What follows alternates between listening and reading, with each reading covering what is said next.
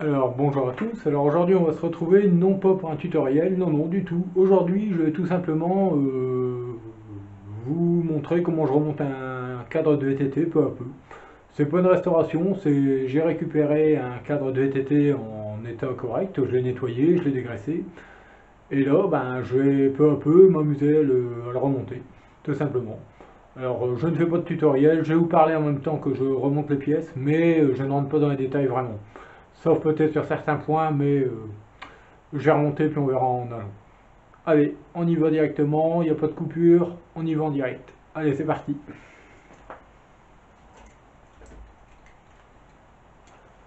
Alors, je vais commencer par l'étrier de frein, tout simplement.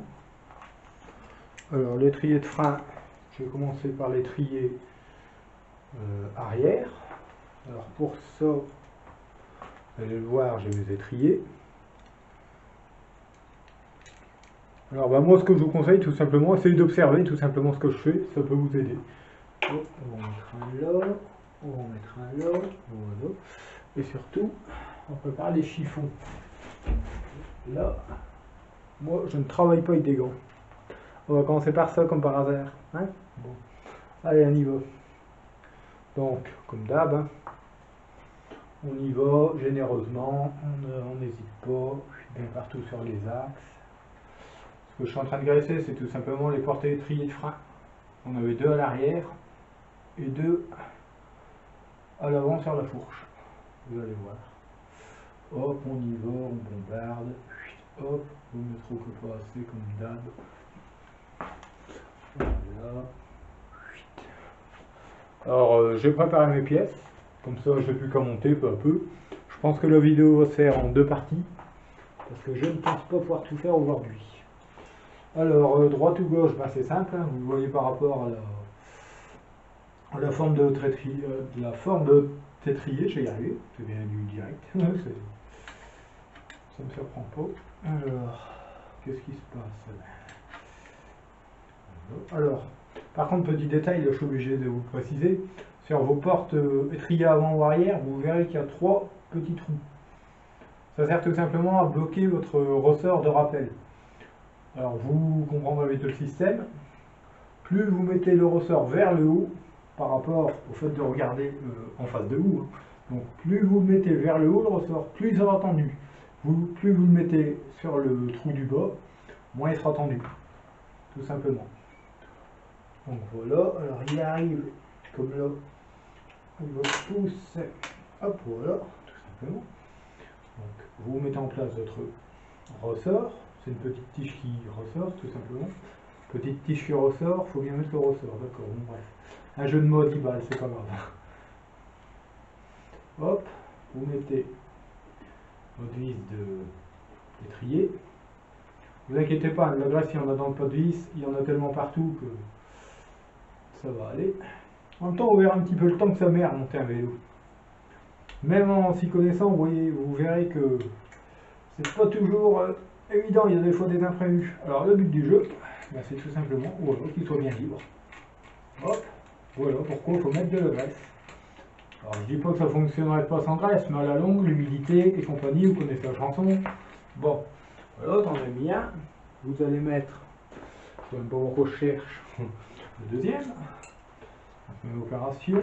À part que là, petit changement, j'ai laissé sur le trier de frein le patin. Donc je ne sais pas si je vais y arriver à la main. Moi, voici. Je le tourne carrément dans le sens de l'étrier. Tout simplement pour mettre mon ressort, parce que si je venais, le laisser comme ça, on va dire, il viendrait taper. Je ne pourrais pas mettre en position mon ressort là où je le veux. Donc soit vous enlevez le patin, soit vous l'inclinez d'un quart de tour. Hop, donc voilà, toujours vers le haut. Voilà, impeccable. Vous remettez votre petite vis. Hop. Alors vous n'occupez pas des patins, c'est vraiment un détail qu'on fera en dernier. Tout ce qui est réglage et compagnie, c'est la dernière des choses qu'on fera. Déjà là, première partie, j'ose dire aujourd'hui, je pense qu'on va voir tout ce qui est grosses pièces. C'est-à-dire, enfin, pièce principale, on va dire, l'étrier de frein, pédalier, dérailleur arrière, la mettre en position. Qu'est-ce qu'on va guidon, manette de dérailleur, frein, enfin vous verrez que ça j'ai déjà un peu d'avance en dire pour les manettes de dérailleur et frein. C'est déjà sur le cintre en lui-même. Quand je dis le cintre, le guidon, si vous comprenez pas. Hop, voilà. C'est vrai, quand même, hein, pour que ça tienne, hein, mais bon. Voilà. Voilà, vérifiez que c'est bien souple. Voilà, impeccable. On va faire pareil pour l'avant.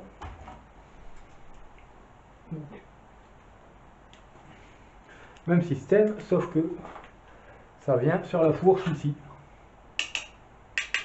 Alors, tout simplement, même principe. Et là, bon, sur ce modèle-là, il y a 3 trous. 1, 2, 3. Ici, hein, peut-être que... Non, je pense que vous les voyez, mais... 1, 2, 3. Et sur certains modèles, il n'y en a qu'un. Ça dépend. C'est imposé, tout simplement. Hop, c'est reparti. Un petit peu de graisse, hein, toujours. Enfin, un petit peu. Je me comprends. Hein. Un petit peu à ma façon. Hop, voilà. Quelque part, c'est des petits tutoriels, mais très rapides. Hein. Je détaille pas, je n'aime pas si certaines choses vous allez comprendre. C'est pas le but, c'est juste remonter un vélo et vous montrer un peu comment je travaille réellement. Là, on va dire, c'est... J'ai exagéré le terme, c'est un petit peu indirect. C'est un petit live sans vraiment être un live, on va dire. Mais je travaille normalement, on va dire. Je vous parle en même temps, mais voilà. Alors, ne pas se tromper, donc celui-là par là. Hop. Hop, voilà. Câble. Hop. Par contre là, vous voyez, par exemple, on est en quelque sorte en direct.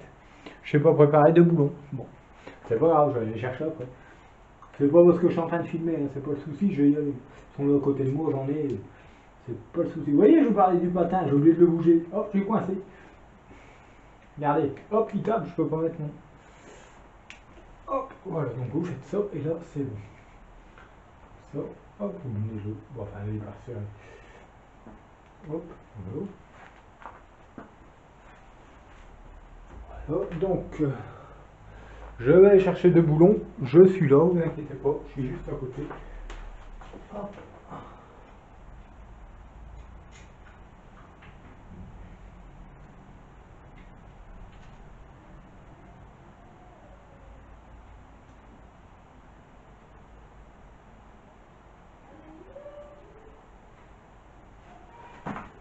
Hop, je suis là, je suis là. En voilà. Oui, vous inquiétez pas, hein, j'ai toujours un vélo qui traîne pour piquer des pièces dessus. C'est ça l'astuce.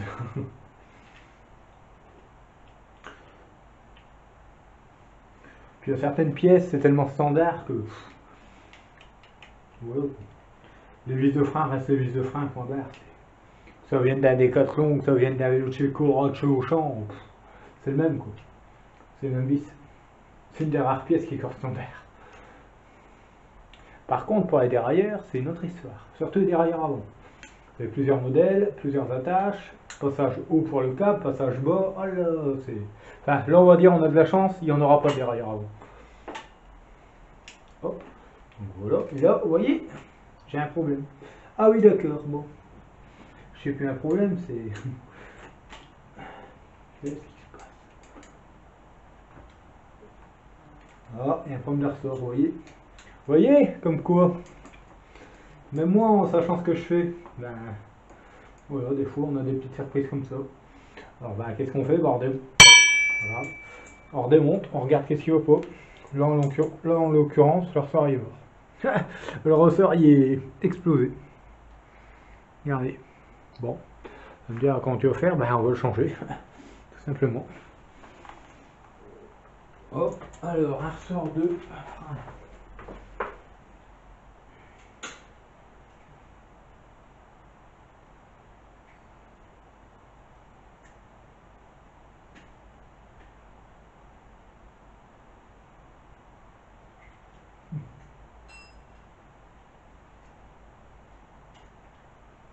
Je suis là, ne vous inquiétez pas, je reviens. Je vous rassure. Hop, je suis là. Alors, est-ce qu'il va vouloir venir selon les systèmes? Wow, impeccable. Voilà. Voilà, j'ai récupéré un ressort. Alors maintenant, on va le remettre dans notre fameux étrier. Et là, je m'aperçois que c'est pas le même système. Mince. Ah, est-ce que ça pourrait fonctionner quand même? Je ne sais pas. Des fois on peut adapter, des fois non. Là, je ne pense pas. Ah ben là, je suis chocolat.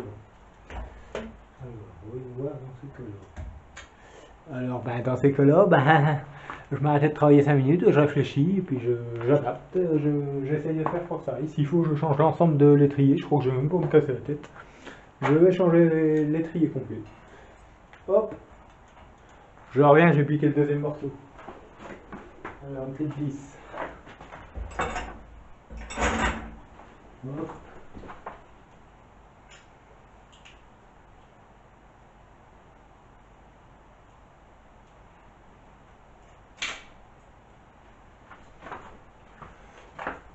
Voilà, j'ai piqué la deuxième partie. Des fois, ben, je me casse pas la tête, il faut que je fasse au plus rapide, parce que bon, si je commence à m'éterniser sur tout simplement ce genre de détails, j'ai pas fini, j'ai passé ma journée sur un vélo. Alors que des fois, en ayant du stock, suffit d'improviser, j'ose à dire. Allez, hop, donc on va redémonter le premier, le premier. Voilà, on n'en parle plus, on met de côté, c'est pas grave. Ça n'a pas été, on va mettre le nouveau. C'est toujours le même principe pour les ressorts, hein. Ça va changer. Par contre, là c'est comme ça. Hop, voilà. Donc il faut tout retourner. Hein. Ça, il n'y a pas de changement, c'est toujours vers le haut. Voilà, il y est. Et voilà, bizarrement, ça va déjà voir hein, quand même tourner un petit peu. Par contre, alors ça c'est bien du moi, c'est que je perds tout. Je passe un truc et je sais plus où je l'ai mis. Ça va arriver plus d'une fois, ça je vous le dis. Ah là là. Allez, t'es pas loin. Hop là. Voilà. Je remets ma fameuse vis. Tout simplement. Ah, vous allez voir en réel comment monter un vélo, des fois il y a des petits inconvénients. Hein. C'est pas tout beau tout rose, hein, comme je vous l'ai expliqué dans le tutoriel. Je sais plus voir lequel. Je crois que c'est le boîtier de pédalier que j'ai dit ça. Voilà. Impeccable, il revient bien, c'est bon. Alors le deuxième c'est celui-là. Mais du coup, il faut que je remette le ressort parce que j'ai piqué le ressort. Alors, sur celui-là, il va. Que je me loupe pas parce que du coup j'enlève le ressort. Je suis pas très malin, mais j'ai pas le choix. Même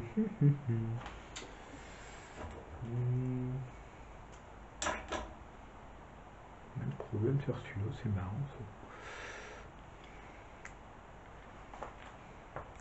Je suis là, hein, vous inquiétez pas. Je regarde en même temps à la lumière le système de ressort qui est ici. Non, voilà. Ça y est, c'est bon, c'est prêt. Donc, allez, on remet ça. Donc, pareil, pas oublier de tourner votre. Voilà, hop, dans le. Voilà, ça y est, voilà. Avec un peu de patience, on y arrive toujours. Alors, cette fois, c'est un bien beau mot ce que je veux dire, mais le but c'est de ne pas s'énerver. Je peux vous dire que dans mon cas, des fois, vaut mieux pas me voir. Vaut mieux pas être en vidéo quand je m'énerve des fois. Ce que je vais vous dire, ça le ferait pas. Vous direz, mais qu'est-ce que c'est que ce mécano, il est fou. Non, non, mais je vais vous dire qu'il y a des moments, c'est à s'arracher les cheveux. C'est pour ça que je n'ai plus beaucoup d'ailleurs. Bon. Vous voyez, en même temps, je dis rien, je le savais d'avance. Hein. On va revoir un peu le jeu de direction. Donc tout ça, c'est intéressant pour vous. Vous allez voir comment on fait pour desserrer la potence, comment regresser vos cuvettes, tout ça. Vous allez voir, il y a plein de petites astuces en même temps à prendre. C'est intéressant. Bon, c'est un petit direct façon de parler, à ma façon, on va dire. Parce que c'est pas, faut me soit expliquer, je fais ça, je mets ça là. Non, non, non, non, je travaille, je fais ce que j'ai à faire. Allez, alors, bah tiens, on est sur la fourche, du coup, je t'ai parlé de ça. Allez, on est parti pour, alors ça sera petit, je crois. Ouais. Vous voyez, je connais quasiment par cœur toutes mes clés. Même ça, je connais. Hop, on va reprendre le jeu direct. Alors, comment on fait? Prenez une grosse clé BTR. Hop, vous desserrez la vis au-dessus de la potence. Alors, il arrive sur certains modèles qu'il y ait un petit caoutchouc de protection. Alors, ce que vous faites, vous desserrez votre tête jusqu'à temps que vous apercevez, je dois dire, le filetage. Vous allez voir, il y a déjà une belle marge. Hop, voilà. Et là, non, non, je ne dis pas qu'il faut sortir la masse et taper comme un gros sourd dessus. Si vous avez un maillet, c'est préférable. Mais bon, là, je vais le faire avec une... Je sais même pas si je vais prendre un marteau, parce que je sais même pas si je n'ai un sous la main. Ah, si. J'en ai un. Alors, bon, là, c'est pas neuf, c'est un vieux vélo, je veux dire, je m'en fous. Soit vous prenez une cale de bois pour taper, soit vous prenez un maillet. Si c'est un vieux vélo comme moi, à la rigueur, un petit coup de marteau sec, c'est pas grave, mais bon. C'est simple, vous venez tout simplement donner un petit coup sec. Vous voyez, et puis là, j'ai pas de bol, il est bien collé.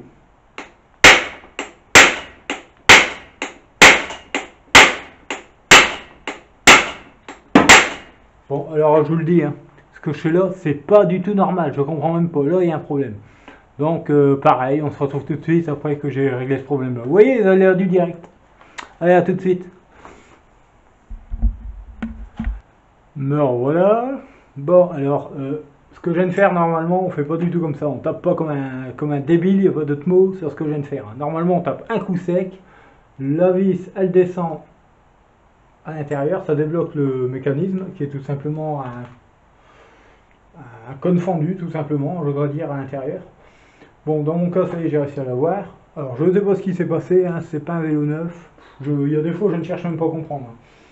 Hop, voilà. Alors, une fois que vous l'avez desserré, normalement, c'est tout l'ensemble qui vient, c'est-à-dire le cône fendu plus la potence, mais là, elle est restée dedans, apparemment, il est bloqué dedans. Donc, dans ces cas-là, moi, j'enlève carrément ma vis, hein, tout simplement, je l'enlève complète, on n'en parle plus, et normalement, vous voyez, il y a une deuxième pièce qui vient ici, et qui vient serrer, puis ça bloque la potence. Bon, alors, bref, ça sera plus facile, tout simplement, pour vous voir. Hop. Alors, on va arriver directement au jeu de direction. Alors, comment ça fonctionne? Alors là, bah, voilà, il bouge, donc voilà pourquoi. Alors, il va vous falloir... Bon, je ne sais pas du combien c'est, je vais vous dire ça tout de suite. Ça a l'air d'être du 36. Même pas. Oh. Une clé bizarre. Du combien? Ah non. Alors avec une clé de 32. Alors ça c'est une clé de 32. Alors ça je vais pas vous mentir, hein, vous savez d'où elle vient, de la fameuse mallette. Alors vous tenez votre fourche fermement. Voilà, hop, ça vient tout seul généralement. Alors je vous explique vite fait. Repérez vos pièces. Il n'y a rien de compliqué un jeu de direction, mais il faut comprendre. Je vais quand même vous l'expliquer. Alors, vous avez la partie supérieure.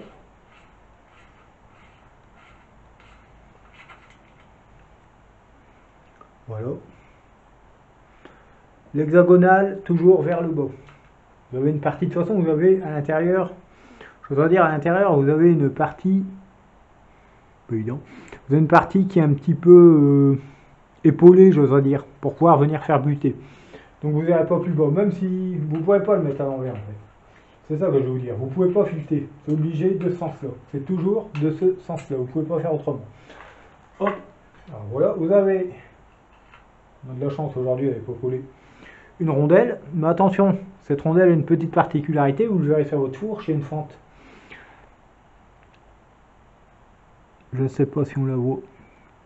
Il y a une petite fente ici. Voilà. Donc vous la mettez de côté. Et ici, normalement, c'est là notre problème. Je vais vous montrer. Regardez, là j'ai du jeu. Bien. Hein, je ne sais pas si vous voyez. Ouais. Je vais juste resserrer là. Regardez. Hop. Ça tourne, il n'y a pas de souci. Hein. Mais il n'y a plus de jeu. En fait, c'est la bague là souvent qui se dessert. C'est le contre-écrou qui se dessert en force. Donc, dans notre cas, on va profiter pour vérifier En même temps, je vais vous montrer comment on démonte une fourche. On va vérifier l'état de la bague à billes, supérieure et inférieure. Ça, normalement, si c'est pas trop sale, ça vient à la main. De toute façon, vous n'avez pas le choix, normalement, ça doit venir à la main. Je vais vous montrer. Non, non, il n'y a pas de billes qui vont tomber, hein, c'est des cages complètes. Sauf dans le cas où c'est cassé, bien sûr. Voilà. C'est une petite coupelle, tout simplement conique, qui vient en appui sur la bague à billes. Voilà, donc le côté conique qui vient sur la bague à billes. Je vous expliquerai en remontant. Hop, voilà. Oh là là là, ça y est, j'ai cassé ma fourche. Non, alors, sérieusement. En bas, vous allez retrouver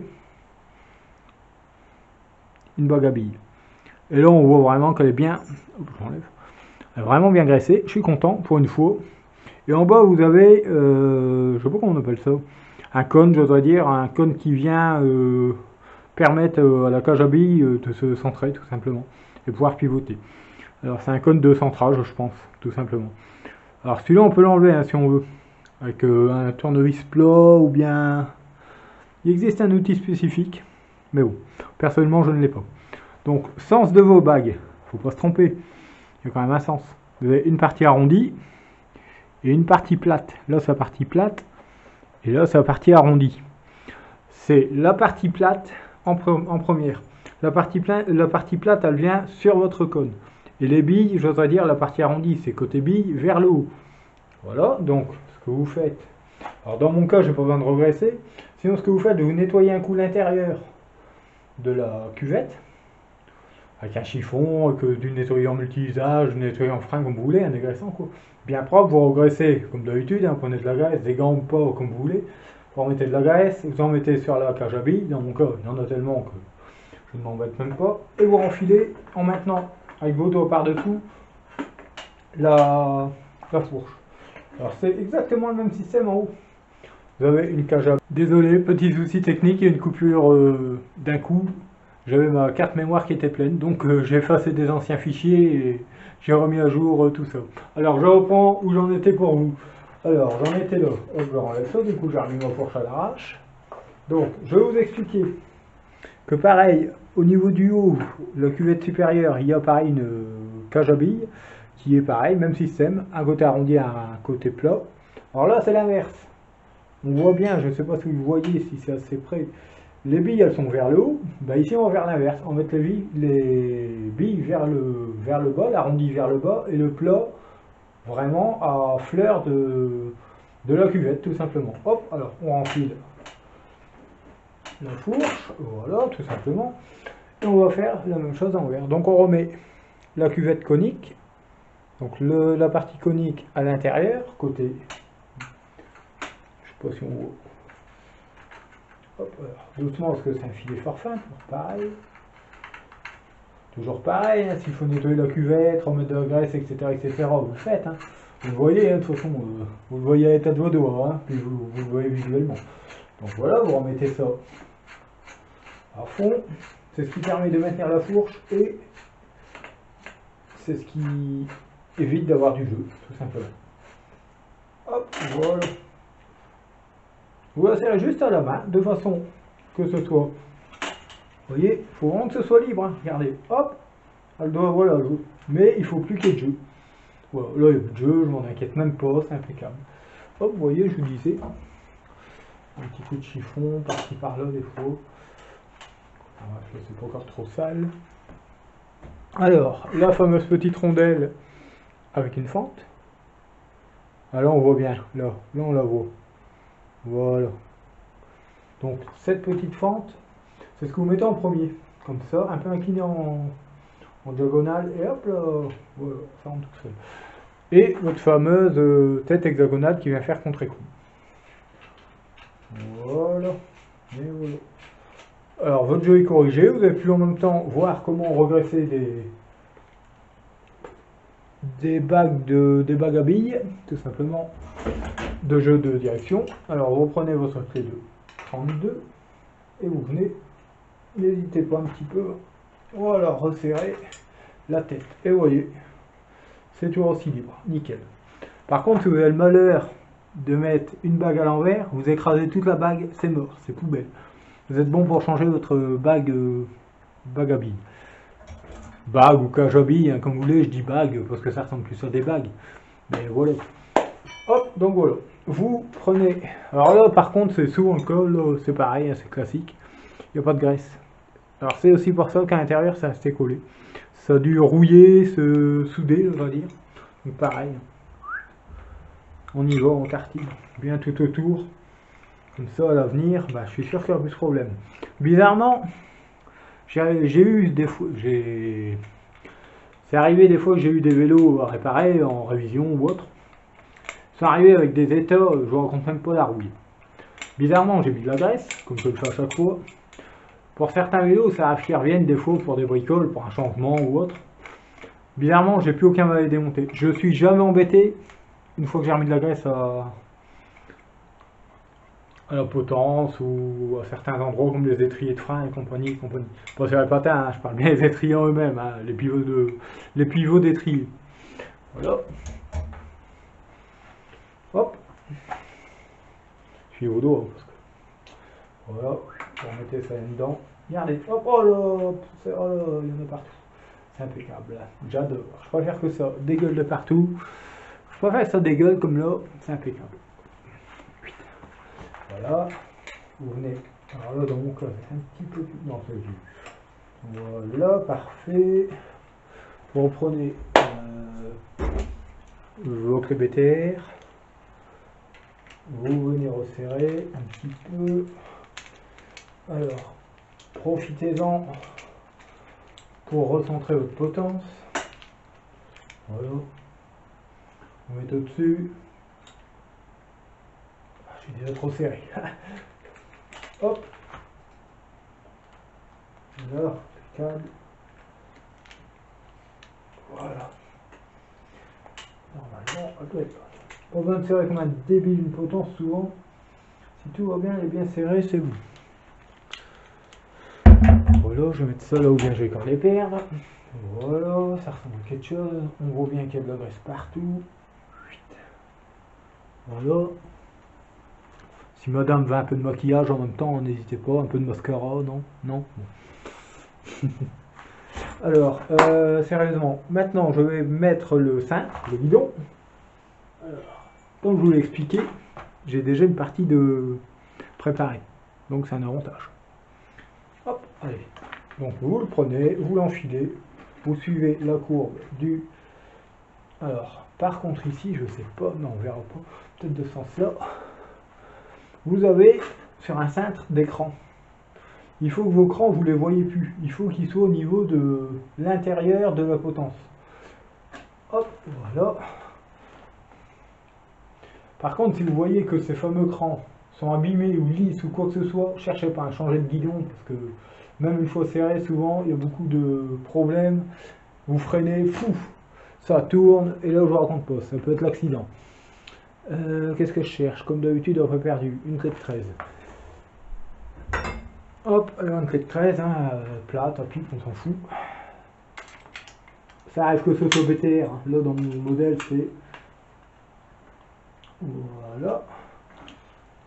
Donc une fois qu'il est prêt serré, là, il va bien serrer celui-là. Vous regardez visuellement par rapport à l'alignement du cadre, comment positionner au mieux pour vous votre guidon. Chaque cas est différent, hein, je vous le dis, chacun a sa façon de rouler. Moi je le mets un petit peu en arrière comme ça, par rapport au cadre. Hop, voilà, on est bon. Le centre il est bon, hop c'est bon. J'ai centré mon guidon, j'ai bien tout mis, hop c'est bon, on peut serrer. Par contre là, serre un minimum quand même. Hein. Vaut mieux jouer à la sécurité, en même temps profitez-en, vérifiez votre jeu dans la fourche qui est impeccable. Voilà. Alors, bah, tant qu'on est avec le guidon, on va remonter les freins et puis juste la poignée parce que dans mon cas, je ne vais pas embêter, je vais mettre un monoplateau, pas de dérailleur. Alors pourquoi pas de dérailleur? Ben, je comprends pas, c'est un vélo que j'ai récupéré, qu'on m'a donné, je vais vous mentir, on me l'a donné. La chaîne n'a pas été coupée, le dérailleur arrière n'a pas été démonté ni rien, juste décroché de la patte. Je vois aucun marquage au niveau d'ici qu'il y avait un dérailleur. Et bizarrement, pour sortir un dérailleur, sur tous ces modèles-là, il faut couper la chaîne. Donc si la chaîne n'a pas été coupée et qu'il n'y a pas l'arrière dessus, je pense que c'est un monoplateau. C'est un 24 pouces, je pense que c'est un 5-6 vitesses, tout simplement. Ouais, c'est tout simplement ça que je le vois. Parce que surtout sur du blanc, il y aura des marquages. Avec le collier de serrage, il y aura des marquages. Parce que vous voyez, à l'arrière avant, hein, bon bref, on s'en fout le modèle. S'il y avait eu, je vais dire, s'il y avait eu, je vais y arriver, s'il y a eu un collier ici, avec le serrage sur le cadre, ça serait marqué. Là, je vois aucune trace, je sais pas si on voit. Au niveau de là, ici, s'il y avait un dérailleur, comme je disais, il y aura un marquage avec le serrage du collier de dérailleur. Mais c'est pas le cas. Donc je pense qu'il n'y en avait pas. Donc je remonte en monoplateau. Monoplateau veut dire un plateau. Un plateau, pas de vitesse. Voilà. Un peu comme les vélos de dame, si vous préférez. Hop, voilà. On va raccrocher. Alors j'en étais à remonter ça. Donc remonter ça. Oui, c'est bien. Sauf que, ouais, ça. Voilà. Vous inquiétez pas, ça va arriver de chercher, hein, parce que là je sais que je vous explique en même temps. Donc première chose à monter sur un guidon, quand vous avez un cintre neuf, que vous savez pas l'ordre, c'est les freins, la manette de vitesse et la poignée. Alors, vous montez. Voilà. Bon, je ne mets pas de graisse pour ça, surtout pas. Ne mettez pas de graisse à ça. Alors là, vous allez me dire, ouais, je suis toujours embêté avec mes poignets qui tournent, comment on peut faire? J'ai beau mettre de la colle, ça tient pas, gna gna gna. Bon, je vais vous expliquer vite fait, c'est tout bête. Franchement, c'est le truc qu'il faut savoir, et moi aussi j'ai été surpris, j'en ai pas sous la main, mais je sais que ça fonctionne très bien, hein, j'irai en rechercher plus tard. Déjà, dégraissez à fond vos poignets, nettoyez vos guidons, surtout pas de graisse sur le guidon ou dans la poignée, nettoyez-les. Vous le passez un coup liquide vaisselle, au pec citron, quoi, même genre, on s'en fout. Vous le nettoyez à fond, vous le séchez bien, un petit coup de sèche-cheveux s'il faut, ça coûte à rien. Ou sur le radiateur une nuit, hop, c'est bon, ça va sécher. Vous le mettez à l'envers pour que ça s'écoule bien, et voilà. Mais cela, je dois dire, on a un petit avantage, c'est du caoutchouc. Et déjà, je peux vous dire, bon, bah, en usine, ils ne s'amusent pas à monter ça que de la laque, hein, ça c'est sûr. Mais l'astuce, c'est ça, je viens de vous le dire. Vous prenez de la laque à cheveux, peu la marque, hein, même de la pas chère, on s'en fout. Vous mettez de la laque dedans, dans votre poignet, un petit peu sur le guidon. Hop, une fois que vous avez fait ça, vous remboîtez votre poignet. Vous laissez sécher une nuit, garantie ça bouge plus. Hop, voilà, donc on va profiter. J'aimerais bien avoir ma clé plutôt que me bêter en complet. Allez, hop, alors voilà, on va repositionner le frein. Alors le frein de CBTR. Hop, voilà. Vous l'alignez par rapport au deuxième. Je sais pas si vous voyez. Je parle l'anglais de là.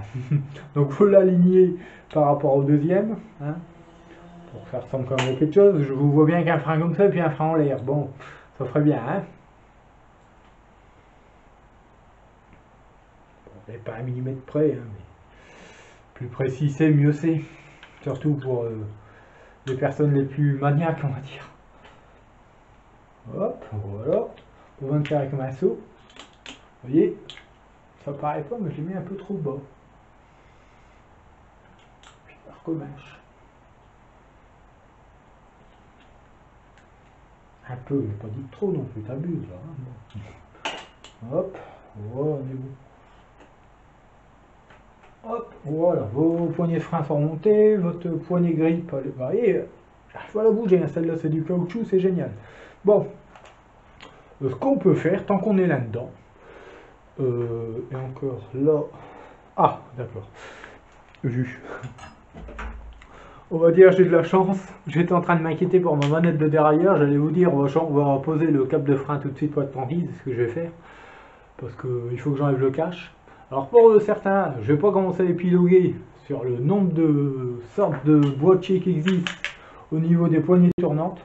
Alors là, c'est un système à déboîter, il y en a c'est une vis, il y en a, faut déboîter la poignée en elle-même, il y en a sur les SRAM, il y a un petit, au niveau de la poignée en caoutchouc, il faut l'écarter et vous avez la boule, enfin bref. Il y a au moins 4 systèmes différents, si c'est pas 5. Donc là, bon, je connais, c'est du Revo Shift apparemment, ouais c'est du Revo Shift. Hop, alors vous poussez, et voilà, vous voyez, vous poussez, vous prenez un petit tournevis plat,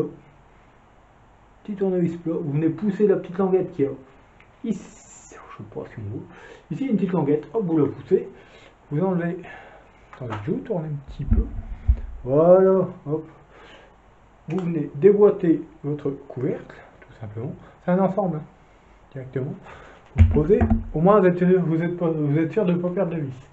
Alors vous mettez aux vitesses, sur la position 6, 7, 8, la plus grand nombre qui y est, vous venez là.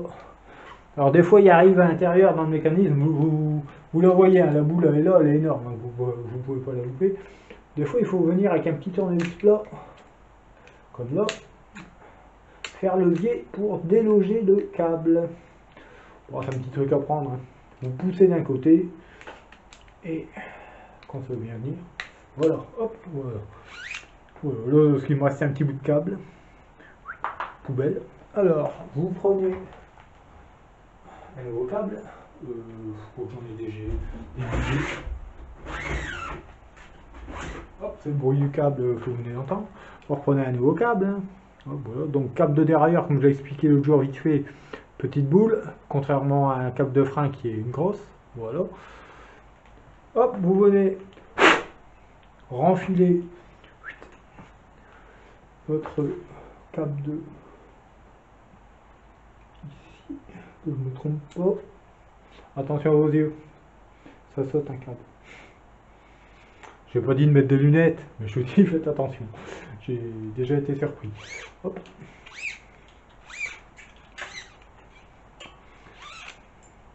Hop, vous tirez, ça bien fait clic. La boule s'est relogée là où il faut. Alors sur ces modèles-là, vous avez un petit coude ici. Hop, vous repassez le chemin inverse. Comme vous avez vu en démontant, en principe, si vous avez bien observé, vous n'avez pas fait ça à l'arrache.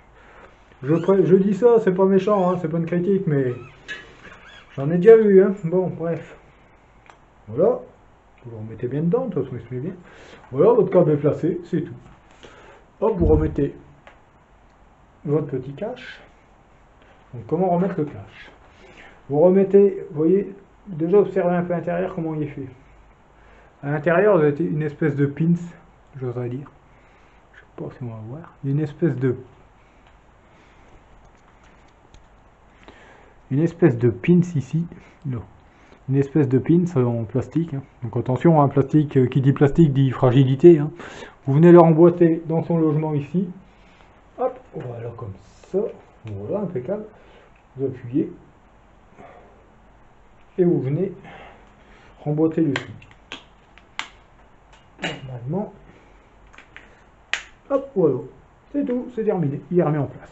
Vous pouvez y aller, il est mis. Une fois qu'il est emboîté, celui-là. C'est terrible. Alors ce que vous faites, pour être sûr que votre montage est bien fait, vous tirez sur votre câble à la main. Impeccable. C'est bien libre, tout va bien. Donc voilà, votre câble est préposé, vous êtes tranquille. Comme ça, quand on s'attaquera au passage des gaines et compagnie, il n'y a plus qu'à remettre des gaines à longueur, on va passer au niveau du dérailleur, on n'en parle plus. Bon, voilà, ça c'est fait. Alors maintenant, on en est où? Alors, ce qu'on va faire, parce que là, comme vous le voyez, enfin vous ne le voyez pas, le dérailleur il est là, hein, il n'y a pas de... Je vais retourner, c'est dommage. Hop, voilà. Oui, je sais, j'ai pas mis un chiffon. Oh là là, il n'y a pas mis un chiffon. Bon. Bon, moi dans mon cas, la chaîne est déjà passée avec le dérailleur, tout ça. On verra dans un prochain tutoriel comment monter et démonter une attache rapide. Hein, voilà. Donc mon dérailleur, ma patte de dérailleur vient comme ça. Alors un dérailleur, il y a deux systèmes. Ah, oh ça a du bruit. Alors il y a deux systèmes, soit une patte comme ça, c'est les anciens systèmes, je dois dire les bas de gamme, hein, faut pas mentir. Hein. Alors on va me dire, ouais bah comment t'attaches ça, c'est bien beau, tu vas pas attacher ça avec ton axe de roue. Non, heureusement il existe un système, je vous montre ça tout de suite. Hop là, voilà, alors, c'est le modèle qui est là. Alors, voilà. Je reprends un autre dérailleur, tout simplement. Pareil, avec une fameuse patte. Et vous voyez, sur celui-là, il y a un écrou, oui. Parce que derrière, il y a tout simplement une patte de fixation. Donc, on va voler là-dessus. Hein. Des fois, elle est un petit peu dure, comme certaines pièces. Donc, vous prenez une pince multiprise. La fameuse pince multiprise classique. Soit une clé de... Je ne sais pas si c'est du 10 ou du 9 là-dessus, on va regarder. c'est du 9. Donc une clé de 9. Clé de 9, je l'ai mis. Clé de 9. Non. Allez, elle est revenue. Oui, pareil, c'est du 9. Merci Shimano. Voilà, dans mon cas, il était juste un peu collé. Donc voilà, on va récupérer ce qui vous intéresse. Hop, je range. J'essaye de ranger mon dérail. Voilà, pas bouger. Donc vous venez.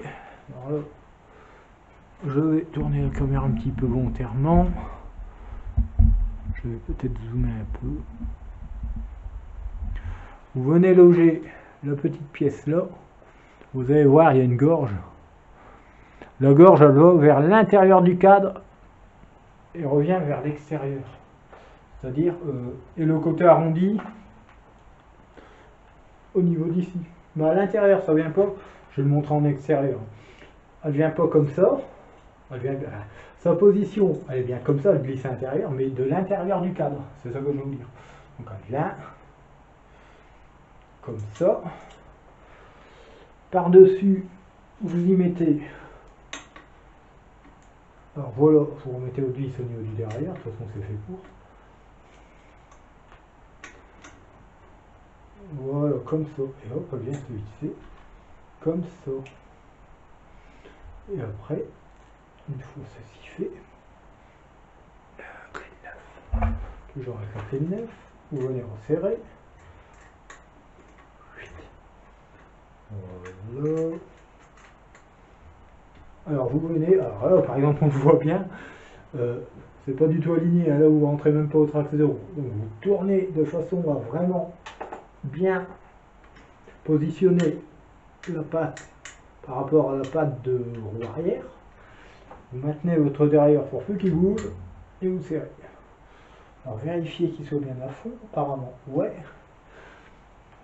Même si c'est bizarre je trouve, on va remonter ça. C'est bizarre qu'il soit.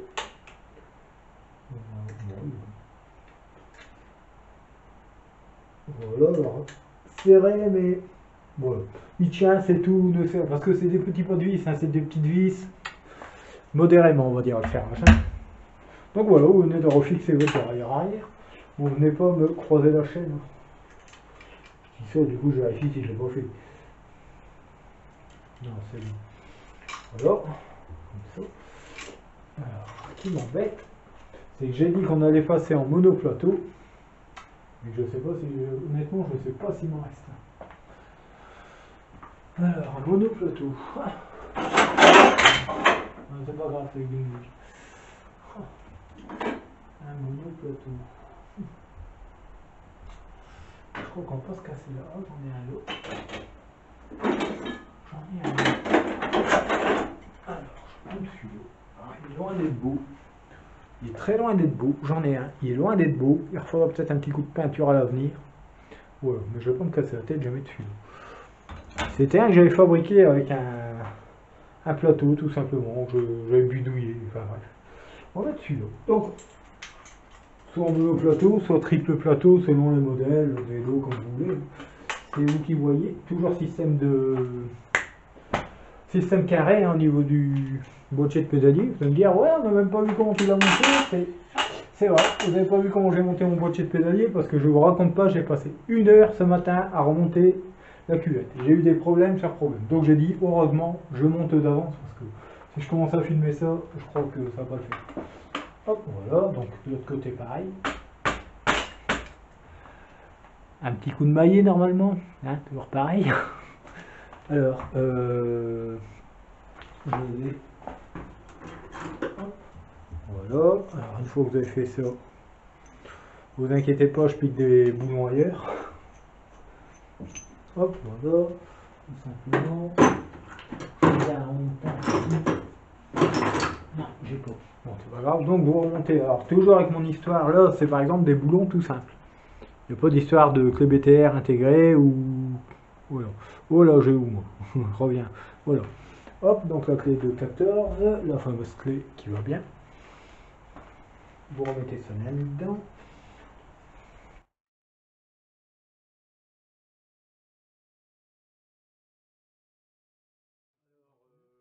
Tous, alors je suis remonté chez moi depuis, je suis plus à l'atelier, il est 19h48.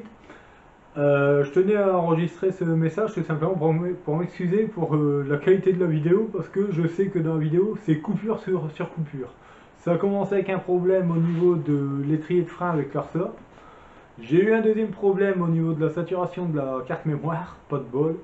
J'ai aussi par la suite une autre coupure due à la batterie en elle-même de la caméra qui m'a pas suivi. J'ai dû remonter chercher le chargeur, je suis redescendu, je l'ai branché en direct.